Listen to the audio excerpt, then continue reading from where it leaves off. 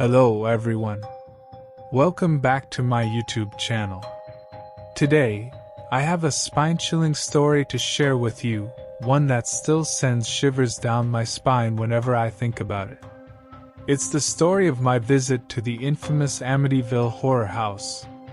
To truly understand the terror that awaited me in that house, we need to start with its dark history. The Amityville horror house, located in Amityville, New York, became notorious in the 1970s when the DeFeo family suffered a gruesome tragedy. Ronald DeFeo Jr., the eldest son, murdered his parents and 4 siblings in their sleep. He claimed that voices in the house had compelled him to commit these heinous acts.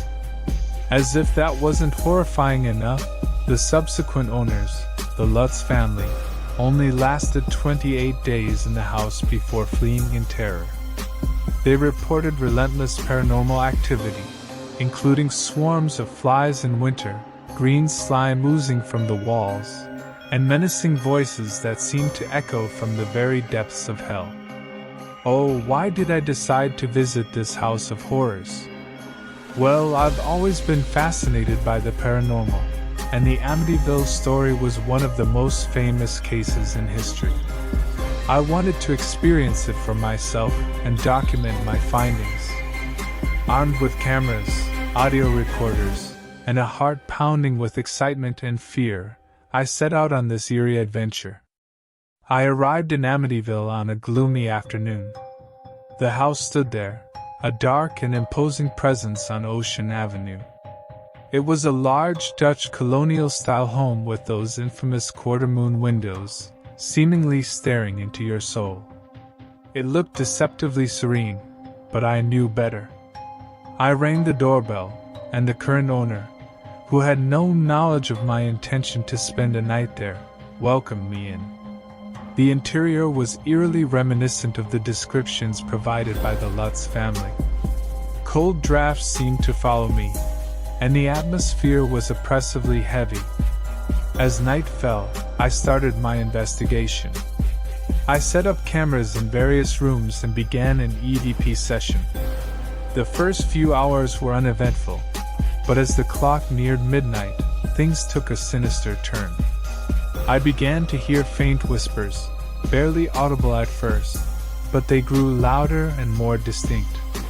The voices seemed to come from all directions, and I couldn't make out what they were saying. It was as if a malevolent presence was taunting me. As I ventured further into the house, I witnessed objects moving by themselves. Chairs slid across the floor, doors creaked open and slammed shut, and I could feel a chilling presence in every room. My heart raced, and I questioned my decision to be here. I couldn't resist exploring the infamous Red Room in the basement. It was said to be a place of unspeakable evil. When I entered, the temperature dropped dramatically, and I felt an overwhelming sense of dread. I couldn't stay in there for long.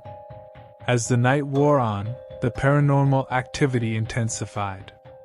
Shadows danced in the corners of my vision, and I felt a cold hand brush against my shoulder. It was as if the malevolent spirits that had plagued this house for decades were now targeting me. By dawn, I couldn't take it anymore. I gathered my equipment and fled the house, leaving behind the terrors that lurked within. I may have escaped physically, but the psychological scars of that night still haunt me to this day. So, there you have it, my terrifying experience in the Amityville horror house. It's a place steeped in darkness and tragedy, where the line between reality and the supernatural blurs.